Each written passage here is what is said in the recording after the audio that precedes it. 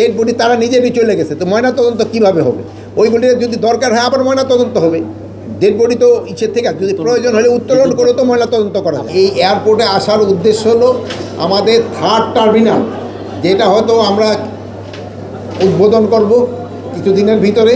এখানে কি পরিমাণ ইমিগ্রেশনের জনবল লাগবে এটা অ্যাসেস করা এবং তাদের জন্য কী ধরনের প্রভিশন আছে এইগুলি দেখার জন্য।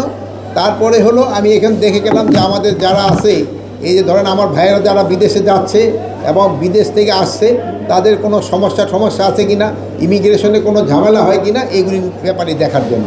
তো এখানে যা দেখা গেছে যে 3rd টার্মিনালের ওই এলাকাটা খুবই সুন্দর হয়েছে এবং খুব এইটাতে অপারেট করার পরে আমাদের যে এখন যে এয়ারপোর্টে যে একটু অনেক সময় একটু হ্যাসেল হয়, এটা হয়তো আর হবে না।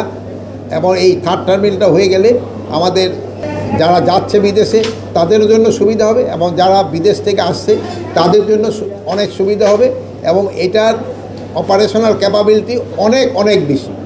আমি দেখে আসলাম যে এটার অগ্রগতি 98 কত টার্মিনাল গেছি এয়ারপোর্ট উদ্বোধনের দেখার জন্য না, আমি গিয়েছি যেটা ইমিগ্রেশনে আমার কত পরিমাণ লোক লাগবে এবং এই ইমিগ্রেশনের জন্য এই ম্যান পাওয়ারটা আমাকে স্যাংশন করে পাঠাইতে হবে। এই জন্য আরেকটা জিনিস হলো কে কী বলে গেছে আমি এটা বলতে পারবো না। এই জন্য তো আমি বললাম যে এটা কবে উদ্বোধন হবে আমি বলতে পারি না, যেটা আমি জানি না ওইটা আমি বলবো না। চালু যে সময় হবে ওই প্রস্তুতিটা যেন আমি নিতে পারি, আবার আমার জনগণ থাকে এবং আমি ঠিকমতো তাদের ইউজ করতে পারি, এইটার প্রস্তুতি আমাদের আছে।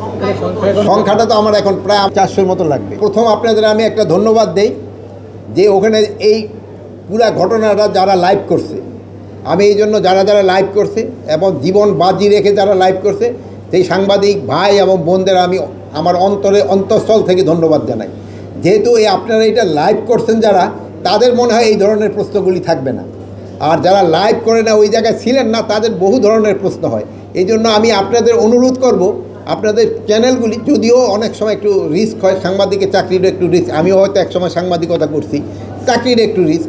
তারপরে এই যদি আপনারা লাইভ করেন অনেক প্রশ্নের উত্তর ওখানেই পাওয়া যায় এবং সঠিক উত্তরটা পাওয়া যায়। তা না হলে ওই স্পেকুলেশন, ওই আমরা এসি রুমে বসে অনেক কিছু স্পেকুলেট করতে থাকি, অনেকে অনেক কথা বলতে থাকে। যদি লাইভ করে সবচেয়ে ভালো। যারা এটা লাইভ করছে আমি তাদের ধন্যবাদ জানাই। ভবিষ্যতে যাই যে আমাদের সাংবাদিকতাতে কতটা উন্নতি হয়েছে এটা কিন্তু এই লাইভে দেখা হয়েছে।